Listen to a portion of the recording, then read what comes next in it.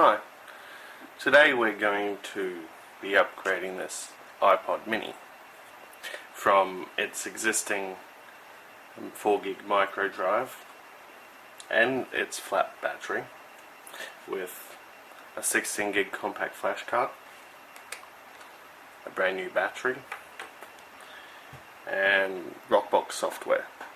So what we need for this little operation is the iPod, the flash card, the battery, iPod cable, 5-volt charger, USB, and a small screwdriver, and a sharp edge for undoing the little white bits here. Alright, let's get started. First thing you'll notice, this is a generic iPod running the Rockbox firmware in place of the existing iPod software. It's much better than the iPod software. It gives you a lot more features. You can change things. I've done a little bit of work on it previously, but yeah, it should be a nice candidate. Okay. First thing you're going to want to do is familiarize yourself with the disassembly process of this. The best way to do that is to YouTube it. You have video instructions.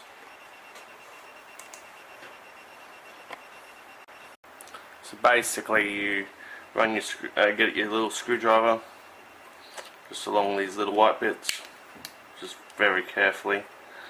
These come in the pack, by the way, for the battery, or most of the batteries, or most replacement parts. They sometimes come with a little plastic spudger type tool that you run around, click click click. I don't have one of those here at the moment, so I'm just using the screwdriver. It will mark the aluminium, but not much you can do about it. It's not something I'm going to be selling, so I'm just going to basically work my way through it. And this will be just for personal use. Just very carefully, there's that side basically coming up. That one's gone. Same deal on this side. Just be careful along this top one. There may be cables and stuff underneath. You don't want to be digging your screwdriver in and then push all the way through or have it slip, because your headphone socket and everything's here, and then you've got the whole switch assembly here and stuff as well, so just be careful. If you have good strong fingernails or a thumbnail, that works almost as good as those little plastic spudger tools. You just got to get a start with your screwdriver, but once you can get under a corner, just run your fingernails across if you've got any. Just be careful with it. You'll be in there very quickly. Little Phillip heads. Use a screwdriver that's the right size for it. Don't use a screwdriver that's too big. You'll end up stripping them out, which will burr the ends up, and you don't want to do that because it just looks tacky. Right tool for the job is the best way to do it. This little screwdriver that's included with the battery kit, it's probably just the right one anyway. There's only those two screws pretty much, and this clip assembly here. Alright, delicate bit. This bit here, this little clip assembly, has to come out, but if you basically squeeze these sides in, squeeze it in, it'll pop up outside of that lip. Do two on the side just to get it aside, and then it comes out. Just be very careful with that bit down there. That's the cable that connects to the controls, so you just get this out first very carefully, and then we'll get that out.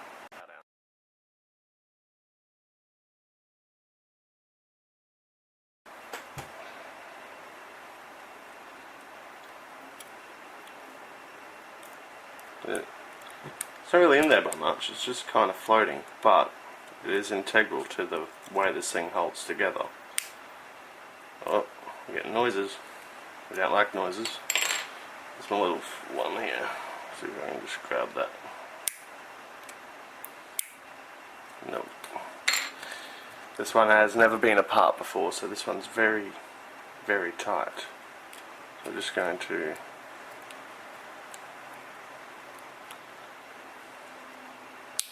very carefully do this.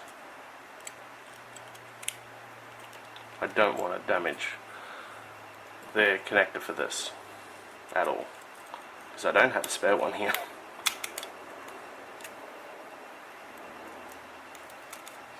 Right, that's jumped out, but it's jumped out the wrong way, so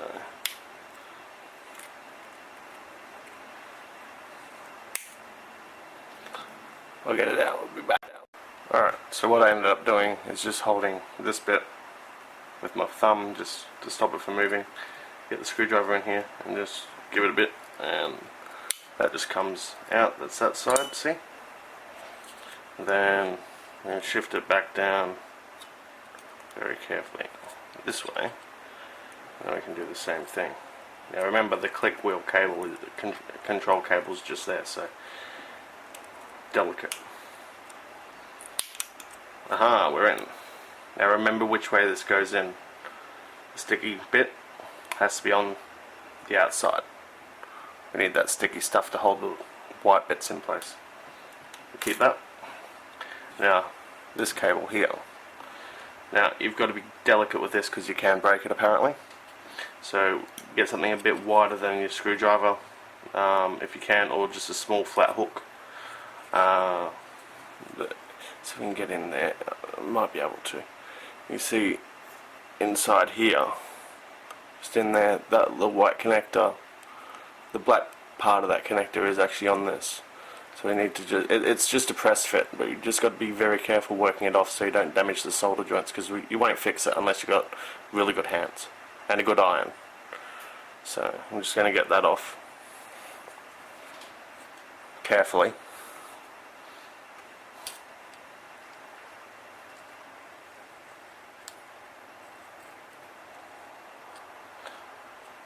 Let's make sure it's off. This is easier if you've got one that's actually gone completely flat, because you don't, there's live voltages in here which might arc out and damage a component on the board. We don't want that. I'm just going to carefully work that out. The screwdriver is not the best thing for this job, but it's what I got. Aha! Once again, the fingernail wins. Okay, one flex cable connector.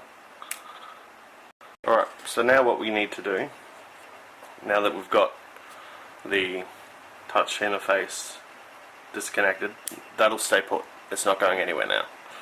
So this dot connector, just give it a little bit of a push. It's quite easy. There's a tiny bit of resistance, but it's bugger all. Once that's going in, you can just grab from this end, slide the guts out, and you have one empty iPod shell. Front of iPod, back of iPod. Battery, we're replacing that. It's actually a little bit swollen, that one, so that one's getting definitely replaced. And that's our 4GB micro drive. These are actually a little tiny baby hard drive. They've got all the moving parts in it that a normal desktop hard drive does, just a lot smaller. So we're replacing mechanical parts with solid state parts. If you've ever seen one of these turn on with a sad face on the screen, generally speaking, it's a dead drive. These were susceptible, well, as a hard drive, they're susceptible to damage, so you've got to be delicate with them when you're handling it. You don't want to be throwing it around, where, say, the likes of a solid state player, like, you know, something that runs on pure flash-based memory. You know, you can jog them, you can move them around and that sort of thing. Hard drives don't like being moved around. Yet these were sold as devices that you'd use while you're exercising. Pretty funny. But then, I guess, flash memory was expensive back when these were released. Anyway, so we're going to replace these parts. Should make a note while we're doing this. If you're changing this drive out and yours has stuff on it that you want, like music, back it up, because once we change over to the compact flash card, it'll be a blank device. There will be no operating system, no data or anything. Hence why we need the power supply and the USB charger. So we'll yeah, just back it up. So what we do, battery, it's slightly stuck down. We've got some gummy stuff under there. Don't push too hard, you don't want to damage that LCD. Okay, so why is that stuck down? Yeah, it's got a double-sided sticky pad on the back. There we go. Battery. Disconnect this bit, which is the power connector for the cell. One battery out. New battery, I'll put that in a minute. Micro drive. Same thing with the connector on the click wheel. Careful. It's just a press fit, so this one isn't as delicate as the other one. Be careful anyway. And that is Seagate micro drive. Basically, it's an IDE hard drive at 1.5 inches of size. Pretty cool. I won't tear this one down. This one actually still works. I'll probably find a use for it.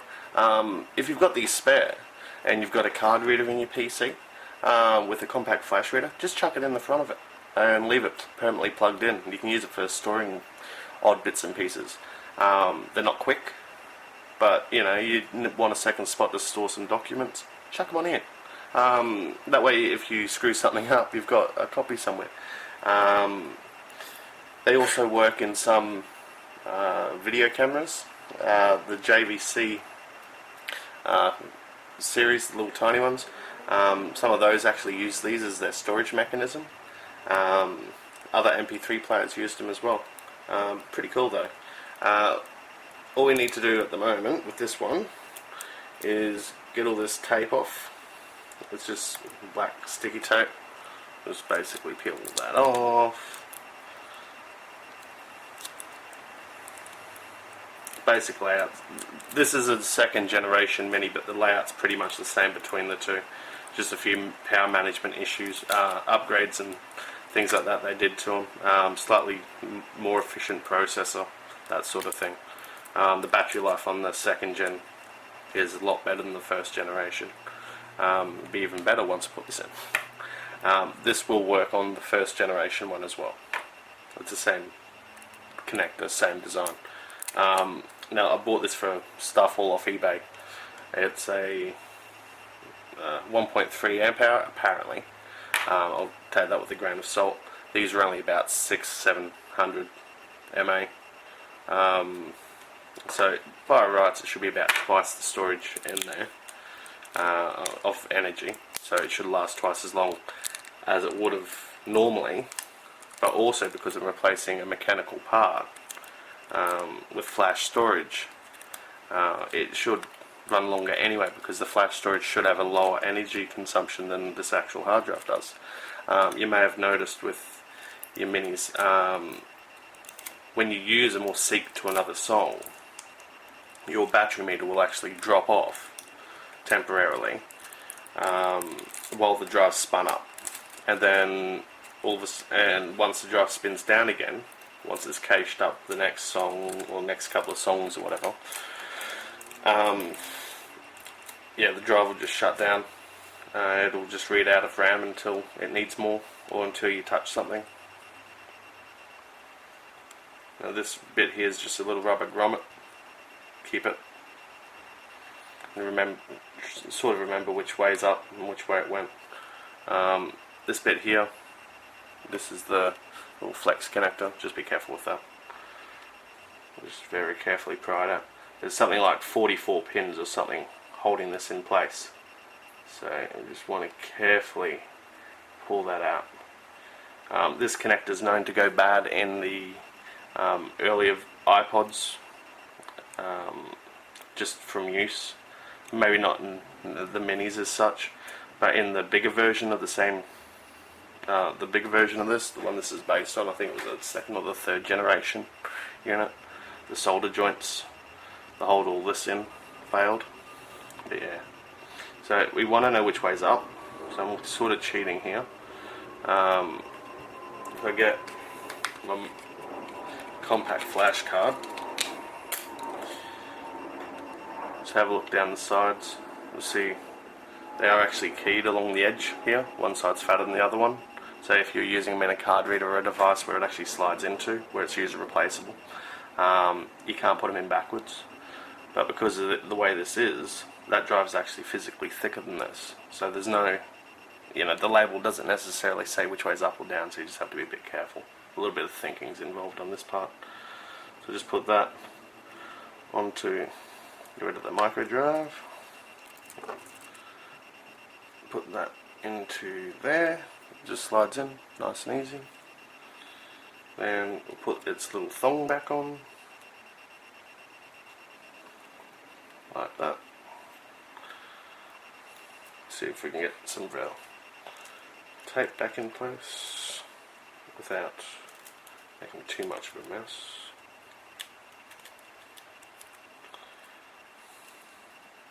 It's not going to be perfect, but it's just to keep it there.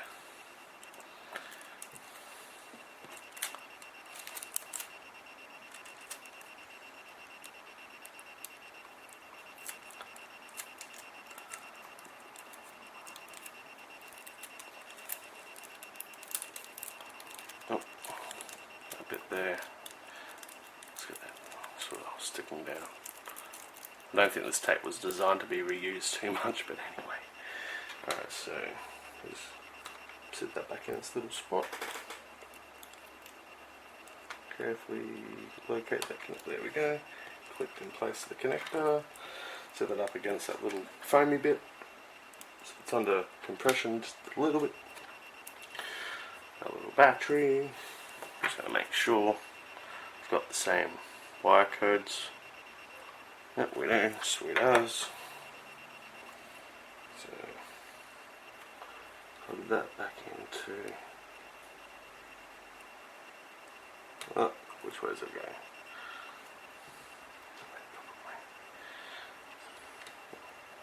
Aha, we're in.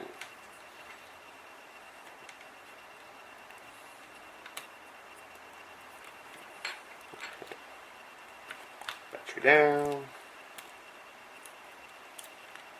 Tell you what, they did design this as a tight fit, eh?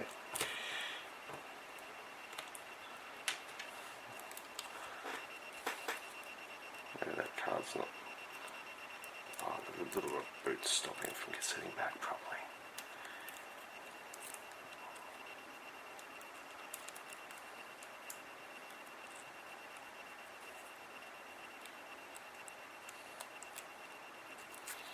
Don't want to put too much strain on this because it'll change its shape. Right, I'll have a play with it, I'll be back. Alright, I made a choice. I had to lose the rubber thong. That shouldn't move too far anyway, just sitting in there. It's pretty well sandwiched. That's sitting in there in the right spot. This bit just added just that little bit too much. I couldn't get it in there because I think this battery is probably just a couple of mil out of spec. So anyway, doesn't matter too much. Just got to get these power cables, power wires out of the road so we don't go pinching them, and then we'll get them back in the case. I'll be back. Should note too, if at this point you've got any fingerprints on the LCD, clean them off with a bit of metho and some soft tissue, methylated spirit, and then just try not to touch it again. But basically once you've got that there like that, we want to get the right way up with the screen. Try and support the battery with your finger just a touch while you're doing this, or flip it upside down, either way works. And then just very, very carefully slide it all back into place. Just be careful you don't catch anything on the way in. Aluminium, while soft, will catch things and scratch them. And if there's cables involved, it'd probably break them too. But yeah, just be very careful with these power wires. Lithium batteries have the ability to output a hell of a lot of energy in a very short amount of time,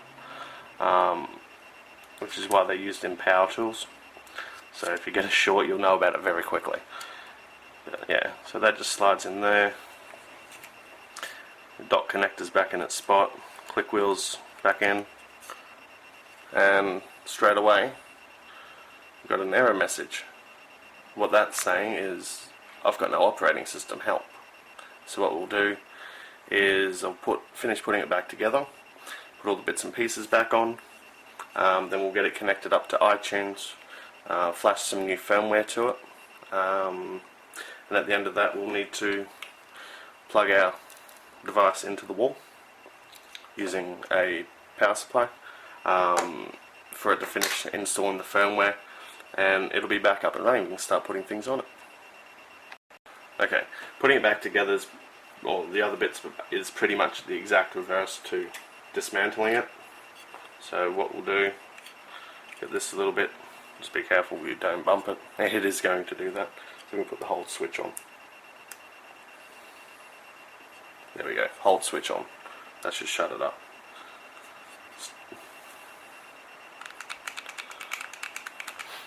Yep, so all good. Okay, so sticky. Remember the sticky side outside.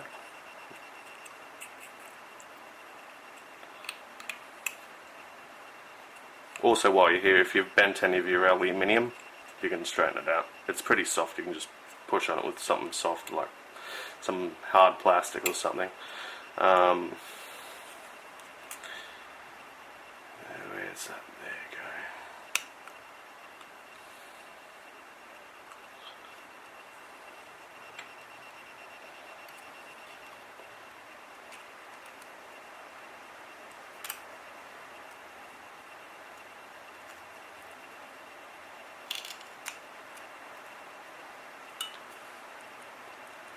Again, be careful around the little connector here.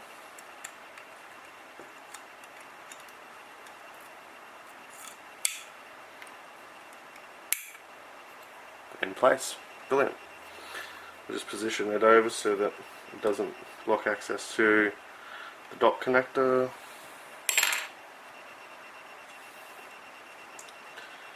Dot connector cover.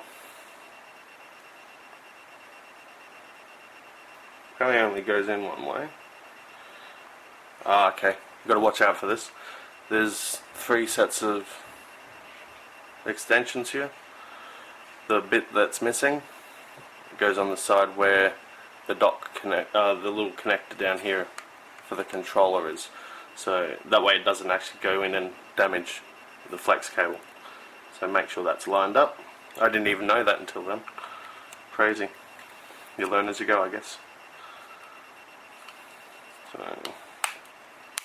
carefully push it all back into place. Sweet as. Make sure your dot cable can go in. So you got it on the right way around. Sweet. 2 screws, put that back in, and then you can put it all back together with the end plastic bit. Now, take it these little cheap screwdrivers are not magnetic. If yours aren't magnetic, just stroke them on the back of a fridge magnet 10 or 20 times. It'll be enough to pick up these little screws. So.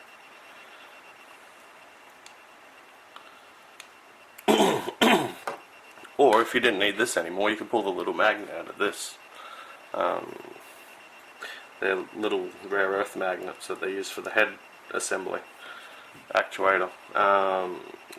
You can use those to magnetize little screwdrivers and things. Lots of fun. Alright, last bit. This switch here is your hold switch. So if you look down, your hold switch is in the hold position, which mine is. Just make sure that that aluminium, with plastic I guess, make sure that that's showing the orange to match up with the switch before you put it in. Stops it from damaging it. Gets it all in the right spot. Then we just push all that back down, nice and firm. Test it. Brilliant. Alright, time to load up some firmware. Nice fun bit. If you don't like using iTunes, too bad. You have to install it for this purpose. Without iTunes, you can't install firmwares. So you can take it off when you're finished. Just you need it for this purpose. So we'll just download iTunes, get that installed, and we'll get ready for the recovery process. While that's doing that, get your sync cable. I don't even know if you can see me. Get your sync cable ready. Just plug it into where it goes on your computer. Just have that prepared, and find a PowerPoint for this. Just a quick note. If you're installing iTunes temporarily, just untick the use for default player for audio files, because we don't care and we don't want to update, we just want it running now. So get that installed and go from there. This might take a minute. Alright, iTunes is installed, ready to go. iPod cable, iPod.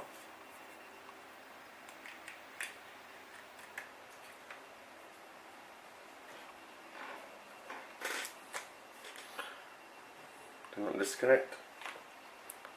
You can see on here iTunes is stating that you have an iPod that's broken. Okay, it needs recovery anyway. So let's do that.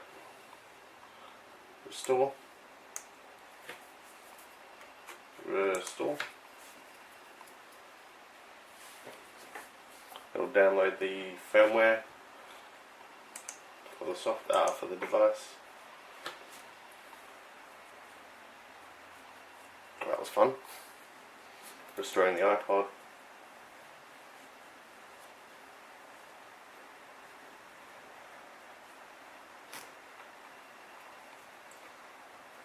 iPod restored.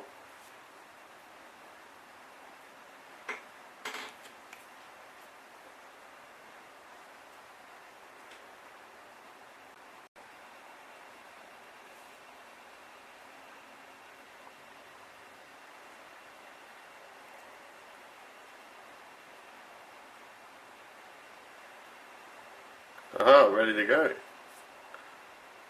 One iPod mini. A lot happier than it used to be. Next step, let's get Rockbox on this thing. Alright, this is the Rockbox utility. This will download and install the correct version of the firmware for this particular device. So we'll run that. Let's get out of that. Get this up so you can see it. Okay, we want to install as default. Sounds good to me. It knows it's a second gen iPod mini, and we just click the install button. It downloads it off the Rockbox servers, gets it ready, chucks it on the iPod.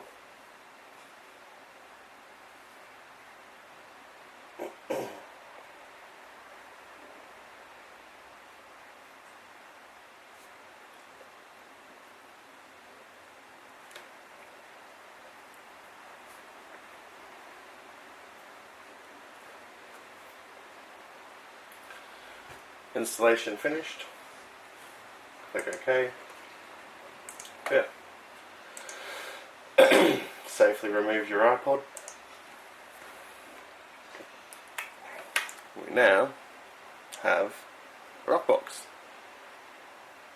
Where are you on the camera there? One Rockbox ready to go. Pretty cool. So now you can just drag and drop your tunes on it like you would any other basic media player and go for gold. Lots of fun. Thank you for watching.